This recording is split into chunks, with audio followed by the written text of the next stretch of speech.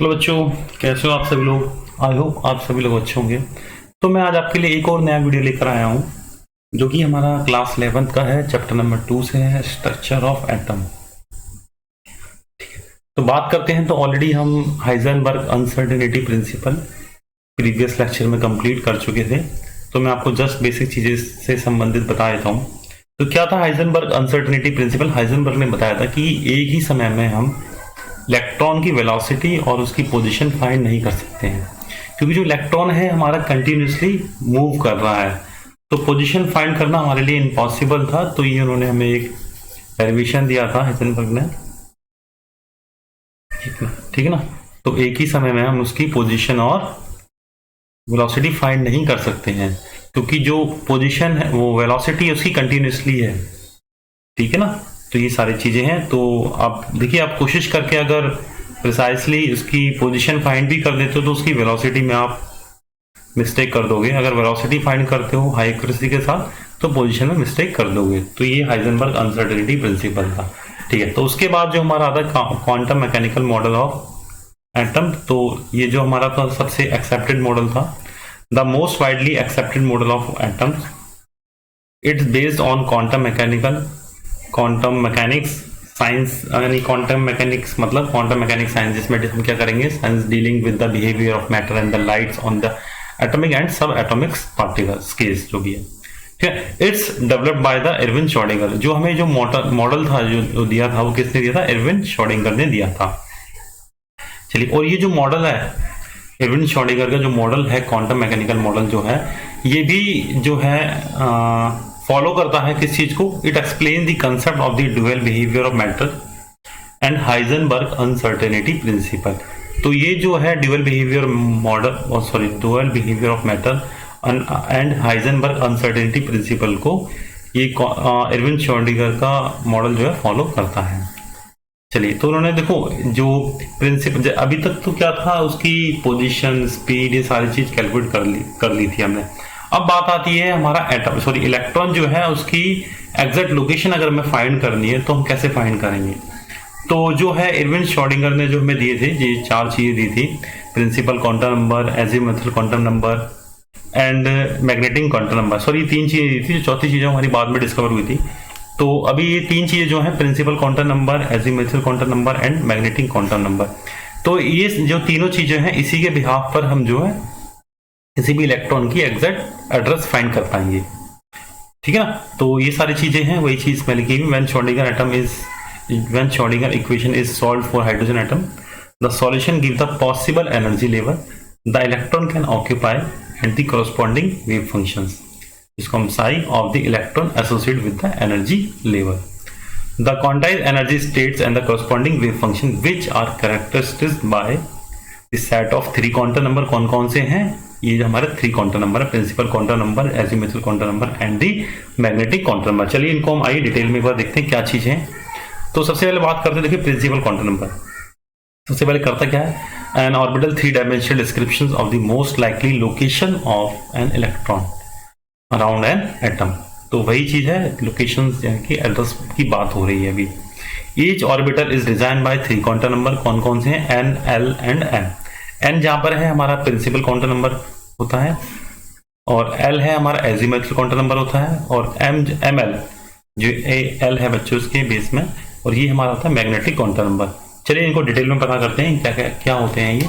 तो सबसे पहले बात करते हैं प्रिंसिपल क्वांटम नंबर की। तो देखिए, द प्रिंसिपल क्वांटम नंबर, इसको हम एन से डिनोट करते हैं, ठीक है। ये जो नंबर्स होते हैं इसके पॉजिटिव इंटीजर्स होते हैं with value of N is equal to 1 2 3। ये प्रिंसिपल क्वांटम नंबर की वैल्यू होती है, यानी कि 1 2 3 हो सकता है प्रिंसिपल क्वांटम नंबर। और ये क्या बताता है बच्चों? The principal quantum number of the determine the size and the large extent the energy of the orbital. ये जो डिटरमाइन करता है, साइज करता है, उसका एक एनर्जी लेवल को डिटरमाइन करता है। The principal quantum number also identify the shell, और इसके द्वारा हमें पता चलती है कि प्रिंसिपल क्वांटम नंबर की इलेक्ट्रॉन हमारा किस शेल में है, ठीक है। देखिए, क्योंकि ये जो न्यूक्लियस है इसके अराउंड ही जो है हमारा इलेक्ट्रॉन क्या बच्चों मूव कर रहा है कंटिन्यूसली। हमें तो उसका एड्रेस बताना है कि इलेक्ट्रॉन हमारा किस शेल में है, किस ऑर्बिट में है ना। तो ये सारी चीज बतानी है। तो सबसे पहले हम उसका एन फाइंड करेंगे, जो एन हमें बताएगा उसकी शेल बताएगा किस शेल में, फर्स्ट शेल में है, सेकंड शेल में है। तो ये जो ऑर्बिट्स होते हैं यही हमारी क्या होती है बच्चों, शेल होती है। यहाँ पे यानी कि फर्स्ट है तो यहाँ पर एन की वैल्यू हमारी 1 होगी, सेकंड है तो यहाँ पे एन की वैल्यू मेरी 2 होगी, ये थर्ड है तो एन की वैल्यू मेरी 3 होगी। ये सारी वैल्यूज मेरी जो होती हैं एन की होती हैं, जिसको हम KLMN भी बोल सकते हैं। चलिए, और ये हमारी एन की वैल्यू 4 है। तो ये हमें कौन बताएगा, प्रिंसिपल क्वांटम नंबर बताएगा। चलिए अब नेक्स्ट आते हैं एजीमुथल क्वांटम नंबर। तो देखिए एजीमुथल क्वांटम नंबर हमें क्या बताएगा, इसको हम L से डिनोट करते हैं। L is also known as orbital angular momentum और या फिर सबसिडरी क्वांटम नंबर। जो सबसिडरी क्वांटम नंबर है वो हमें बताएगा एजीमुथल क्वांटम नंबर। कैसे बताएगा उसकी बात करते हैं। For given value of n the possible value of LR। देखिए फॉर एग्जांपल अगर n की वैल्यू मेरी 1 है तो पॉसिबल वैल्यू मेरी L की कितनी होगी, 0 भी होगी और 1 भी होगी। अगर यही मेरी n की वैल्यू मेरी 2 है तो L की मेरी पॉसिबल वैल्यू कौन सी हो जाएंगी बच्चों, 0, 1 एंड 2। देखिए यहाँ पे देखिए for example when n is equal to 1 the value of L is only 0। For n is equal to 2 the value of L is equal to 0 and 1। एक पीछे रहता है। तो यानी कि n की वैल्यू मेरी अगर 2 है तो L की वैल्यू मेरी कितनी हो जाएगी, 0 और 1। अगर n की वैल्यू मेरी 1 है तो L की वैल्यू मेरी कितनी हो जाएगी बच्चों, 0। अगर फॉर एग्जांपल अगर n की वैल्यू मेरी 3 है तो L की पॉसिबल वैल्यू मेरी कितनी हो जाएंगी बच्चों, 0, 1 एंड 2। क्योंकि L is equal to 0, 1, 2 dot n minus 1 इस फॉर्म में होता है हमारा L। और ये हमें L क्या बताएगा बच्चों, ईच सेल कंसिस्ट ऑफ 1 और मोर सबशेल। जो जितनी भी हमारी सबशेल है वो क्या बच्चों, एक या एक से ज्यादा सबशेल मिलकर बनी होती हैं, या फिर सब लेवल भी बोल सकते हैं उनको। The number of subshell is in a principal shell. The number of subshell in a principal shell is equal to the value of n। ठीक है बच्चों। और for example in the first shell is equal to n is equal to मेरा 1, there is only 1 subshell. कौन सी होगी वो, which correspond to the L is equal to 0। There are 2 subshell, यानी कि n की तो L इज इक्वल टू मेरा कितना हो जाएगा, 0 और 2। किसके लिए बच्चों, अगर मेरा n की वैल्यू 2 है, ठीक है ना। In the second shell n is equal to 2, there are 2 subshell L is equal to 0 और 1 in the second shell n is equal to 3। जहां n इज इक्वल टू मेरी 3 होगी तो कितनी सबशेल हो जाएंगी वहां पर मेरी, 0, 1 एंड 2। ठीक है, तो 0 के लिए मेरा हो गया 1s हो गया। अगर 2 शेल है मेरी तो उसके लिए कौन सा हो जाएगा, 0 एंड 1, 2s एंड 2p। अगर 3 है तो बच्चों 0, 1 एंड 2 कौन सा हो जाएगा, 3s, 3p एंड 3d। ये सबसेल नोटेशन है मेरा।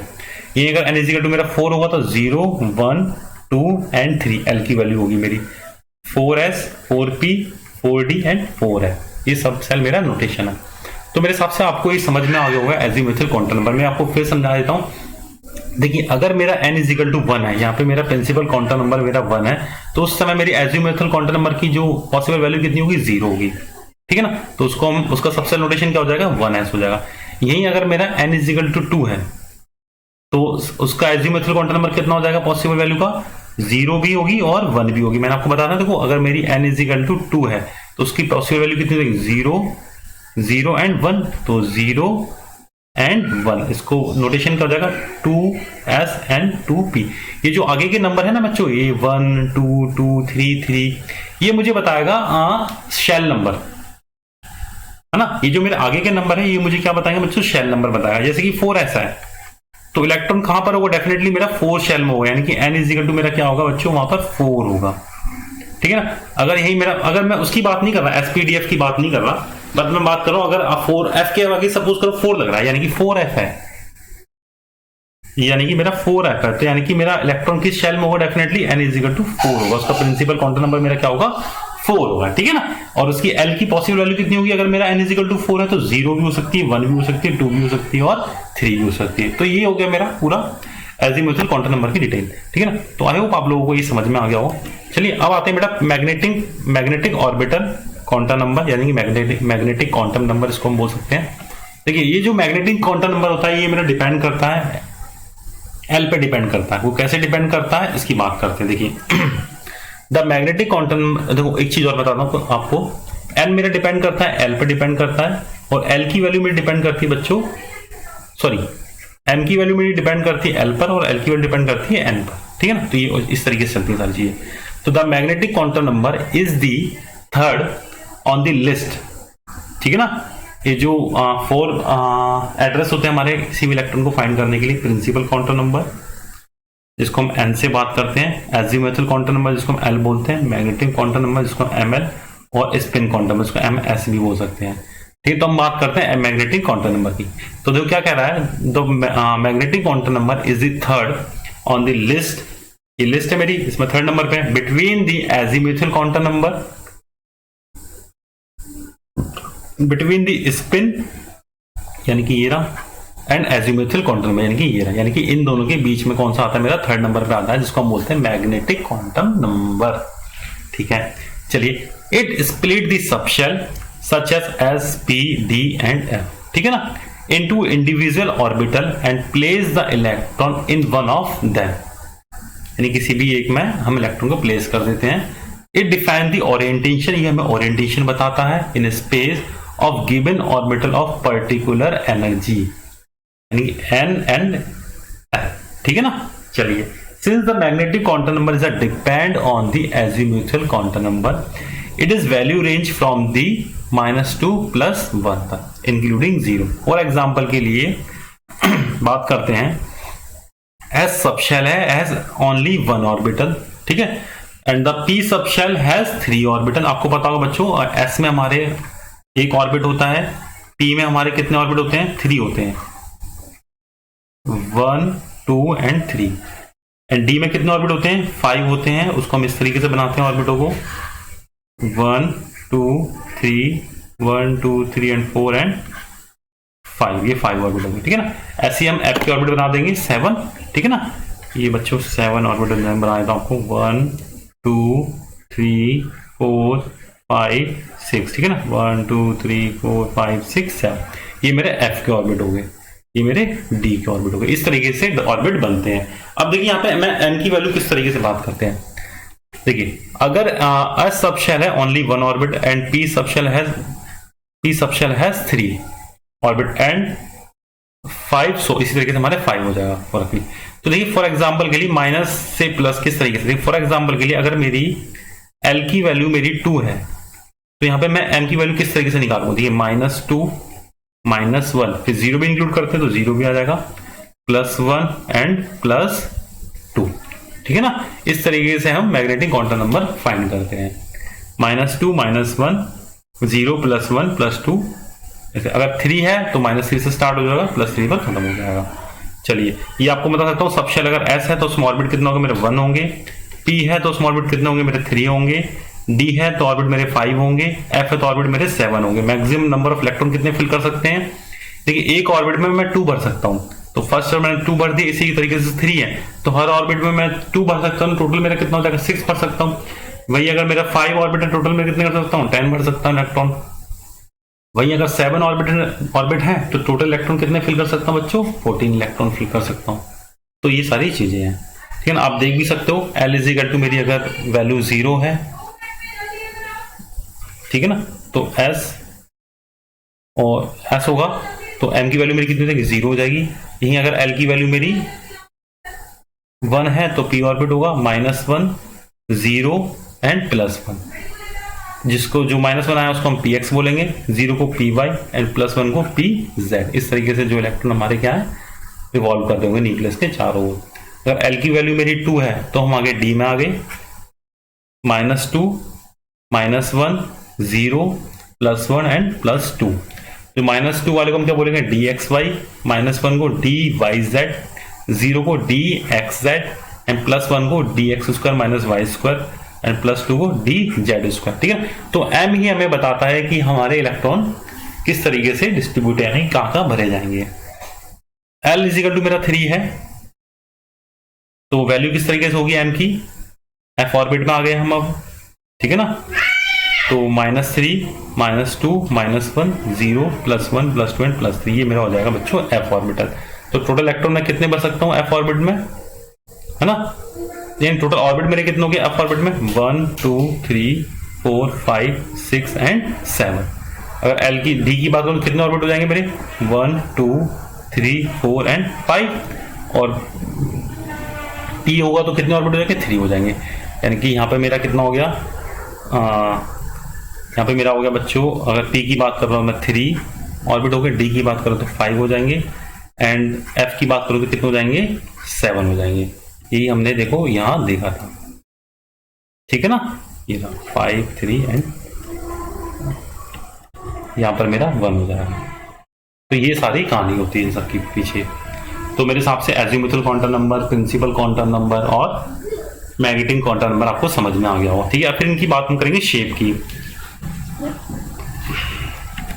चलिए देखिए शेप की बात करते हैं। जो एस ऑर्बिट होता है उसकी शेप कैसी होती है, हमारी स्पेरिकल शेप होती है, और उसमें कितनी सबशेल होती है, 1 ही सबशेल होती है, ठीक है ना। ये मेरी एस की शेप हो गई, ठीक है। पी की जो शेप होती है हमारी डबल डम्बल शेप होती है, जिसको हम जिसमें कितनी सबशेल होती है, मेरी 3 होती है। कौन कौन सी होती है, P X, P Y and P Z. यही हमने क्या होगा बच्चों अभी देखी थी, मैं आपको दोबारा दिखा सकता हूँ वो स्लाइड।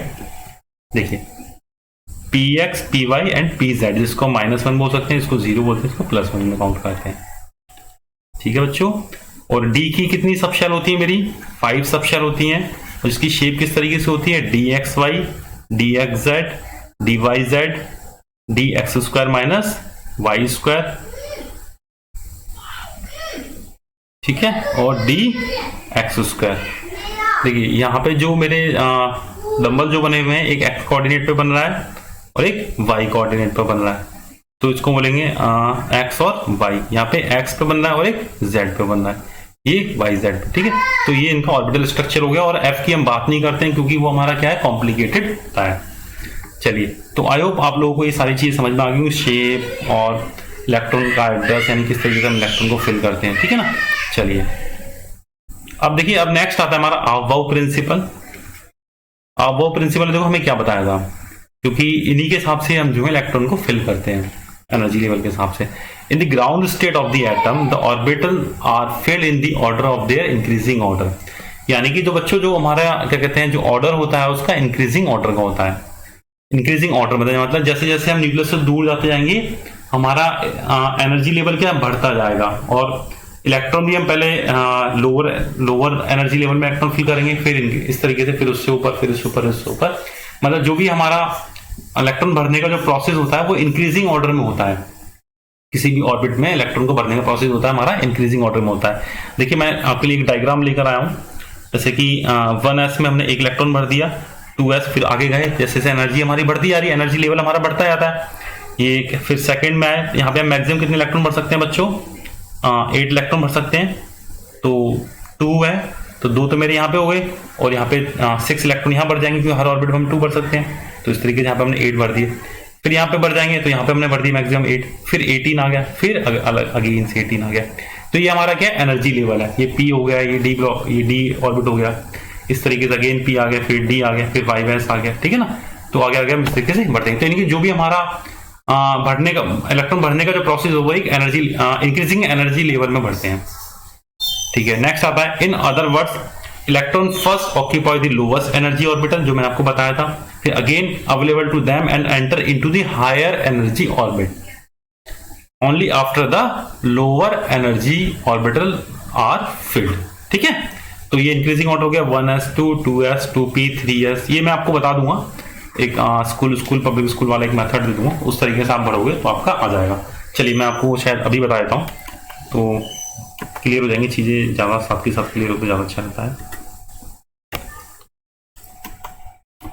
ठीक है ना। जैसे कि आप देख लीजिए, school school public school public school, फिर again D P S D P S. इसको आप देखो ऐसे ही बोल सकते हैं, school school public school, Delhi public school, Delhi public school. फिर देखो क्योंकि हमारा जो होता है ऑर्बिट होते हैं एस पी डी एफ, ऐसे ही होता है। पहले हमने एस भर दिया, पी भर दिया, डी भर दिया, अब एफ की बात आएगी, इसको आप बोल दो F D P S, F D P S. इसको आप बोल दो फाड़ू दिल्ली पब्लिक स्कूल, फाड़ू दिल्ली पब्लिक स्कूल, ठीक है ना, याद तो नहीं करिए, कैसे भी याद कर लो, ठीक है। एस को हम 1, इसको 2 एंड 3 एंड 4 नंबर से डिनोट करते हैं। तो जो एक्स एस है हमारा 1 है, तो 1 से इसके नंबरिंग स्टार्ट कर देंगे, यानी 1 2 3 4 5 6 7 एंड 8। जहां भी मेरा एस आएगा मैं इस तरीके से वहां नंबर लिख दूंगा। फिर पी देखो, पी मेरा 2 नंबर पे आता है, तो पी की नंबरिंग भी हम सेकंड से ही स्टार्ट करेंगे, 2 से ही स्टार्ट करेंगे। 2 3 4 5 6 एंड 7, ठीक है। तो मेरा पी भी खत्म हो गया। अब डी की नंबरिंग मेरी 3 से स्टार्ट होती है, तो हम यहां पे भी 3 से ही स्टार्ट करेंगे। 3 4 5 एंड 6। एफ की मेरी 4 से, तो 4 से स्टार्ट करेंगे, ये 4 आ जाएगा, ये मेरा 5 आ जाएगा। अब एक चीज मैं आपको बता देता हूं, एस में हम मैक्सिमम 2 इलेक्ट्रॉन फिल कर सकते हैं। पी में कितने ऑर्बिट होते हैं बच्चों? 3 ऑर्बिट होते हैं, तो मैक्सिमम 6 इलेक्ट्रॉन फिल कर सकते हैं। डी में हम कितने 10 इलेक्ट्रॉन फिल कर सकते हैं, और एफ में 14 इलेक्ट्रॉन फिल कर सकते हैं, क्योंकि एस में जो हमारे होते हैं 1 ऑर्बिट होता है। पी में हमारे कितने ऑर्बिट होते हैं बच्चों? 3 ऑर्बिट होते हैं। डी में कितने ऑर्बिट होते हैं? 5 ऑर्बिट होते हैं। एंड एफ में कितने ऑर्बिट होते हैं मेरे? 6 ऑर्बिट होते हैं। ये सारे मेरे 2n स्क्वायर की फॉर्म में होते हैं, हम निकाल सकते हैं, ठीक है। तो इलेक्ट्रॉन कितने बन सकते हैं? एक्स में 2, पी में 6 एंड डी में 10, एफ में 14 इलेक्ट्रॉन।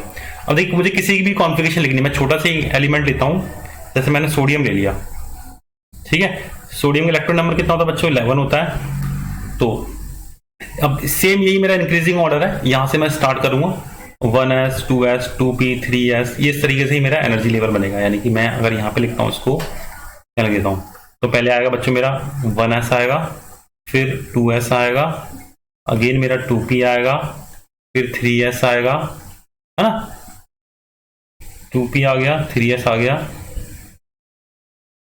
फिर आएगा बच्चों मेरा 3p आएगा। अब मैंने आपको बताया था मैं सोडियम की कॉन्फ़िगरेशन लिख रहा हूँ N11Na की, तो एस में कितने भर सकता हूँ बच्चों? 2 इलेक्ट्रॉन भर सकता हूँ। फिर इसमें भी 2 ही भर सकता हूँ, ये क्योंकि सेकंड शेल में आ गया, क्योंकि ये मेरी एन की वैल्यू डिफाइन करेगा मुझे। पी में मैं कितने इलेक्ट्रॉन भर सकता हूँ? 6 इलेक्ट्रॉन भर सकता हूँ।